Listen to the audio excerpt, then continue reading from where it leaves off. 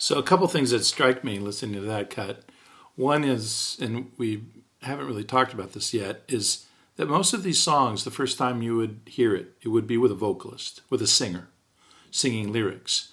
And now you've got jazz musicians creating instrumental interpretations of not just those songs, but also those melodies sung by the lyricist, by the vocalist.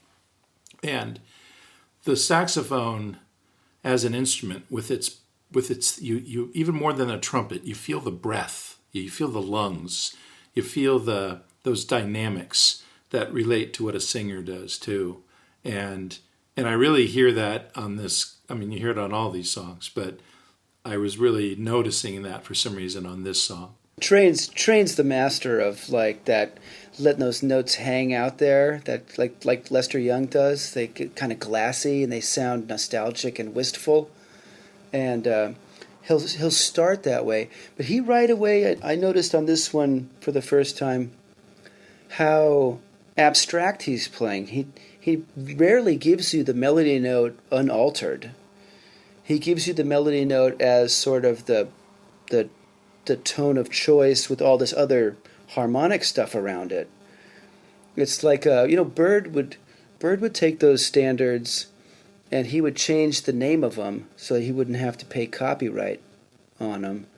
And he would go off into abstract flights of fancy, and he would get criticized for it. Like, well, you didn't really play the song.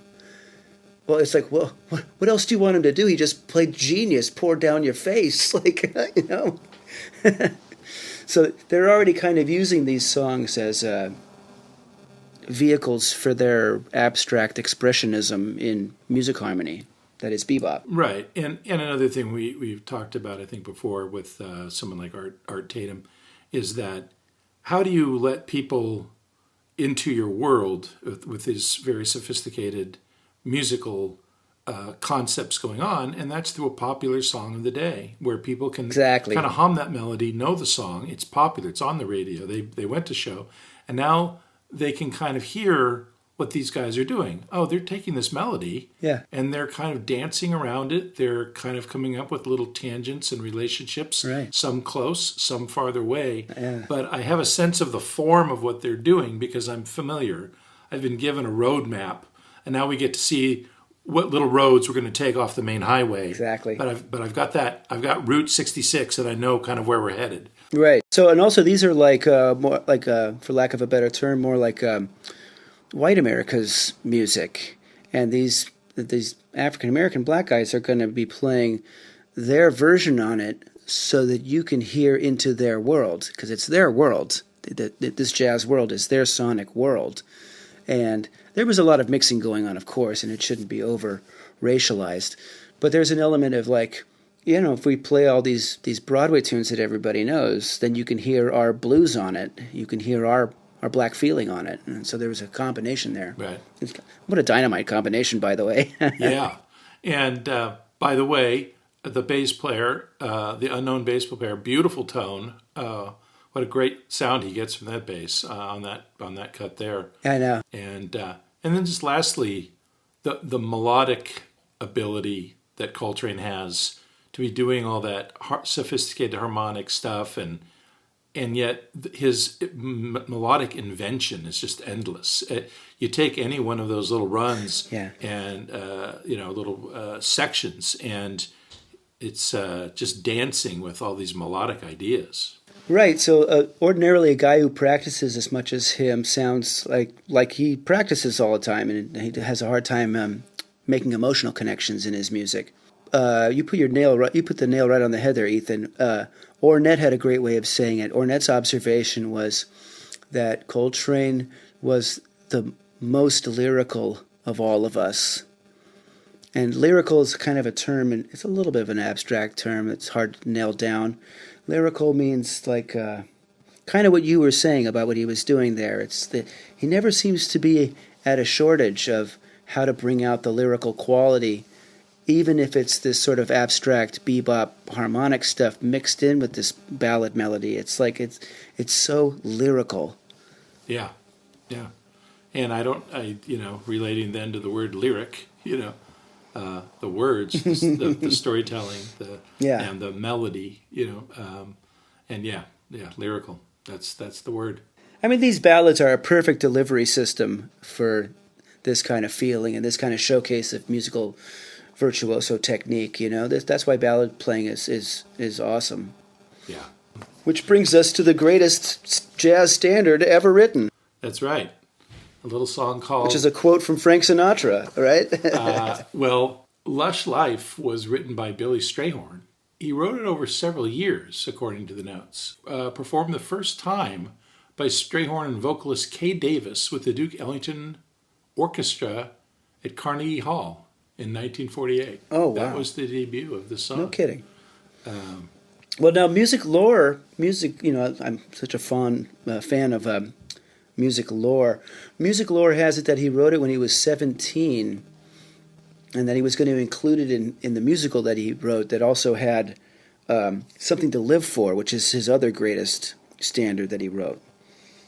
And it always blows any of us who compose, it just blows our minds that a 17-year-old could have the emotional depth that's just oozing out of Lush Life. That's like one of the most emotionally deep tunes of all of them.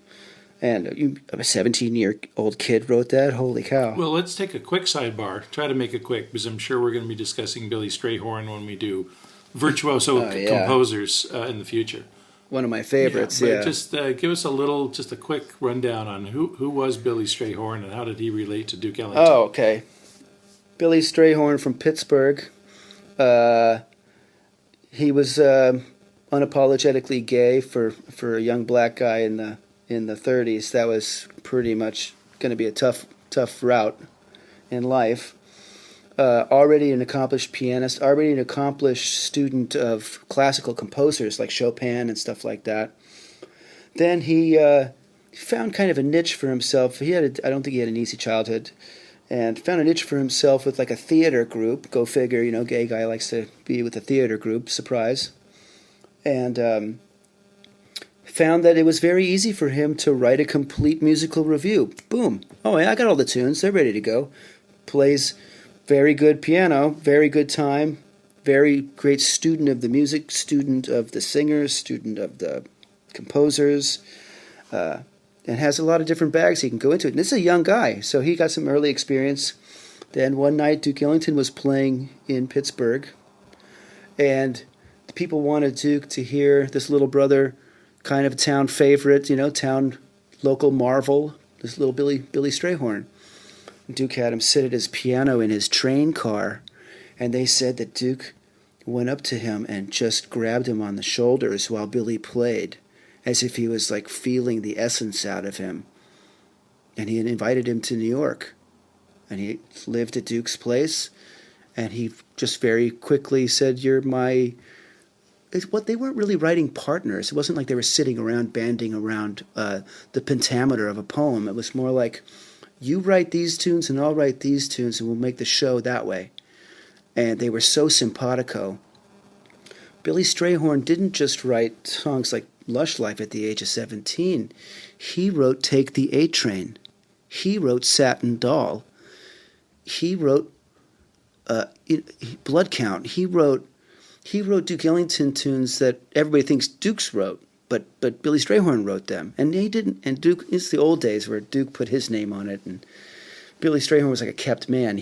Duke paid for everything. Billy Strayhorn could fly to Paris, his favorite place in the world. He could go there anytime he wants. He can fly there every day for all Duke cares. But a lot of Billy's writing wasn't credited to him, and so finally later on in their relationship, Strays got pissed off that he was kind of getting marginalized that way, and left Duke's group for a couple of years. Then came back in and they wrote their best stuff ever in the late 60s. And then Strays died from esophageal cancer.